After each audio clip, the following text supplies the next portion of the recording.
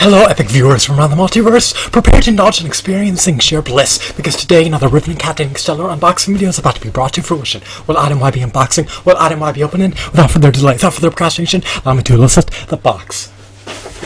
What item is encompassed inside this bulky, hefty, tangible, nifty box? Let's find out. I'm going to demystify the answer to that inquiry right here and now, so bear with me. It will only take me billions of picoseconds to extract the item from the box and subsequently flaunt it in front of the camera for you to feast your glorious eyes on. Here we go. The unboxing process is about to commence. The unboxing process is officially underway.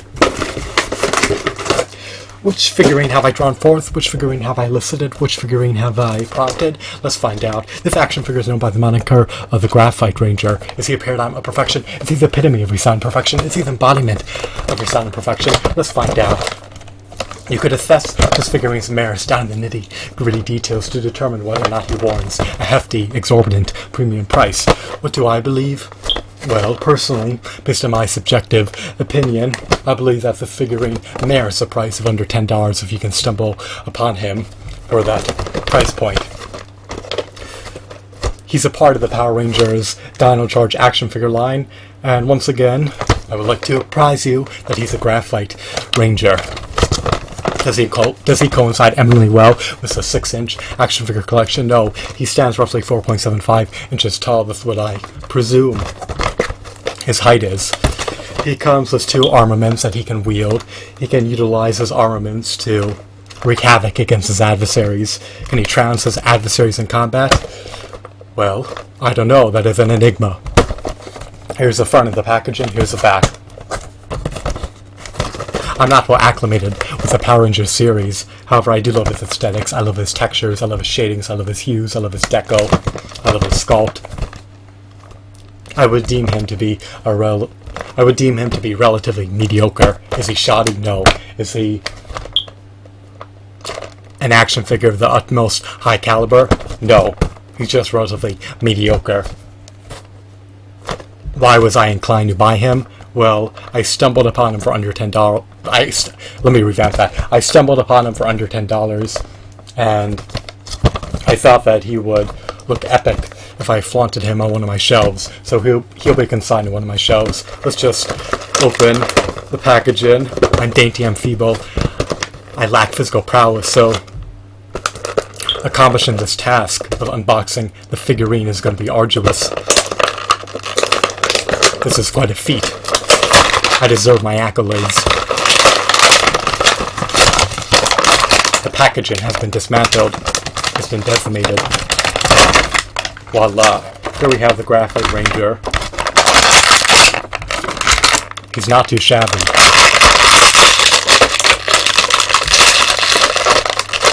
What a stupendous figurine.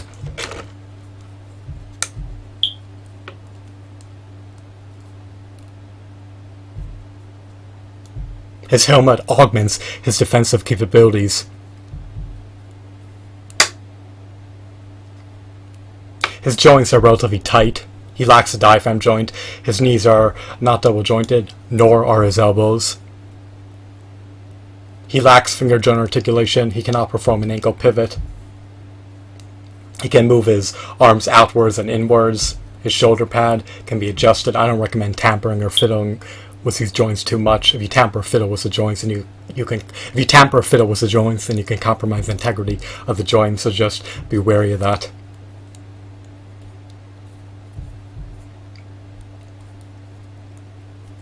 These action figures are delicate, they're fragile. This figurine is not tainted with scuffs, scratches, dings, nor dents. Nothing really mars his appearance. He's lean.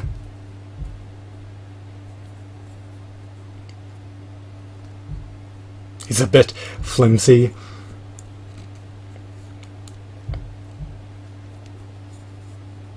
His peg holes show.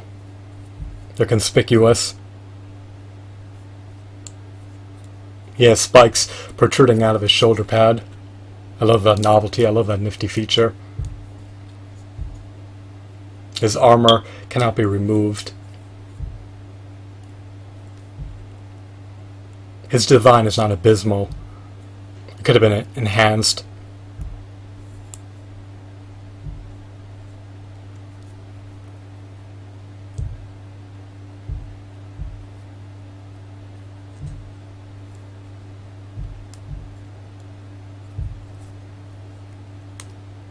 I would have preferred if the arms were painted silver.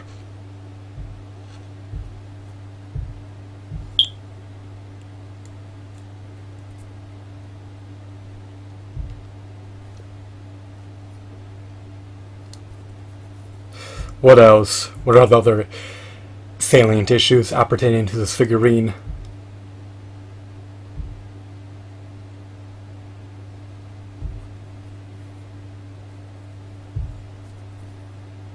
He has 2 peg holes embedded in the bottom of his feet. You cannot rotate his thighs, nor can you rotate his shin. Let me revamp that. You can't rotate either thigh, nor can you rotate either shin.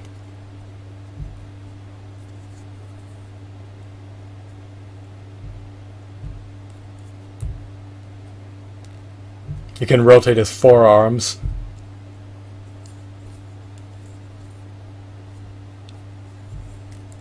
You could ascend and descend his arms and legs.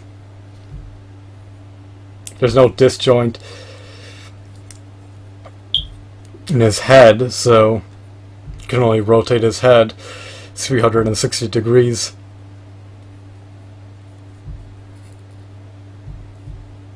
Actually, you can only rotate his head. No, I'm wrong. That's actually right.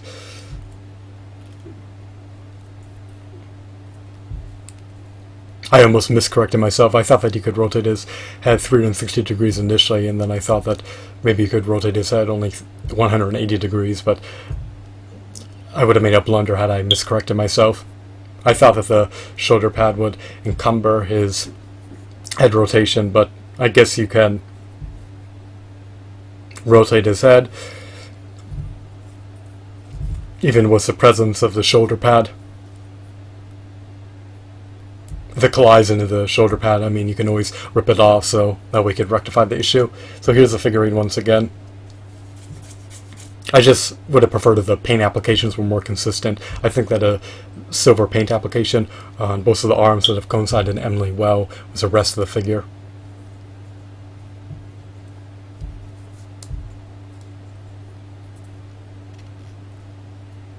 I think it would be epic to have a shelf with a silver motif, where all the items on the shelf are silver, or at least have silver paint applications, since buying silver coins is unequivocally not affordable. I think their spot price is anywhere from $15 to $17 at the moment, and will likely amplify in the pending future. You could buy 2 Graphite Rangers instead of a silver coin.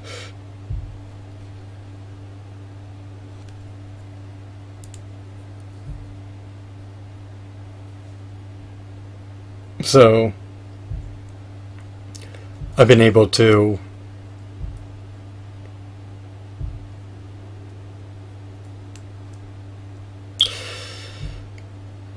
amalgamate my thoughts together into a synopsis about the issues appertaining to this figurine. Now, what are they? Well, off the get-go, we have his numbers on his pelvis, as you can see. That's an annoyance. Furthermore, we can see the peg holes. They're conspicuous. That agitates me. As I stated earlier, the arms are not painted silver, so they look out of context with the rest of the body. Or I should say they look out of context in comparison to the rest of the body. And what's another issue? He can't perform an ankle pivot. He lacks finger joint articulation. He can't rotate his thighs nor his shins. And he lacks a diaphragm joint. He can't ascend or descend his head. So there are salient issues appertaining to this figurine. Those are my gripes. I'm done ranting and raving and invoking my fury. Here are his weapons. They have one paint application. This one's translucent. It's some type of blaster. He also has another armament. This one's translucent too, with one paint application. So he can equip them at your own discretion if you possess this figurine. If you don't, then you could vicariously relish viewing this figurine through bearing witness to my video.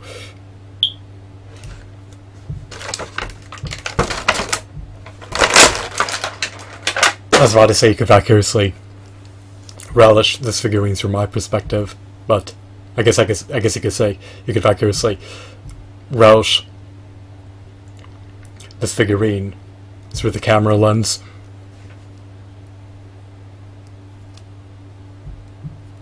So you could vicariously experience this figurine through an inanimate object or through an archive video file. Let's move on. Now, at least his fingers are not in an uncanny pose. There's an aperture between them, but that's fine. That way you could slot the weapons into his hands so he could equip his armaments. He looks like he's poised for battle. His joints are relatively sturdy. I don't want to tamper or fiddle with them too much. Every time you tamper and fiddle with the joints, you risk compromising the integrity of the joints. I mean, this figurine is not abysmal by any means, but there's certainly room for improvements. The deco, the paint applications, the aesthetics, they're all relatively mediocre. I mean, they do embody the Graphite Ranger, but they could have been augmented, they could have been enhanced, they could have been improved, they could have been refined. And I just would have preferred if these peg holes were somehow obscured. Maybe they could have added some plastic filling into these little donut holes.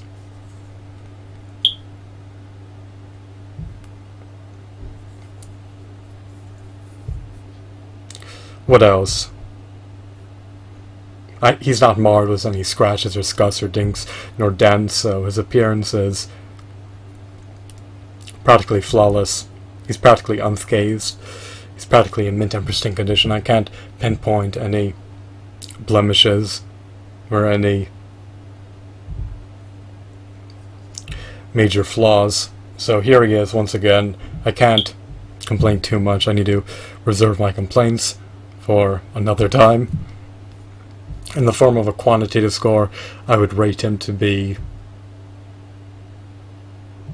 a 6 out of 10. His retail price trumped the retail price of a Toy Biz Marvel Legend.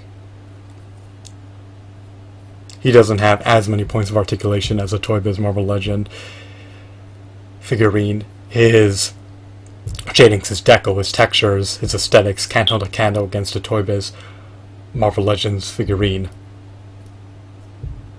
Irrespective of that, he still has some merit because he comes bundled with 2 accessories. He has over 15 points of articulation, and he embodies a popular, iconic character that has nostalgic value.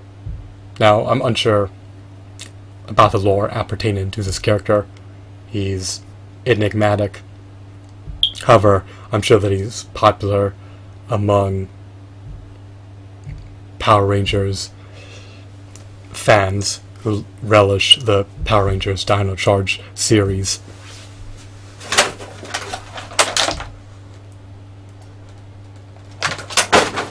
So I bought him because I think he looked epic, and for under $10 I shouldn't vent about the flaws appertaining to this figurine. My gripes are minor, they're trivial, they're negligible. This figurine has tremendous intrinsic value. You'll likely appreciate in the pending future. I hope that you deemed this video to be enthralling and insightful. Once again, here are his corresponding accessories. And here's a figurine. Have a wonderful, marvelous day. Goodbye.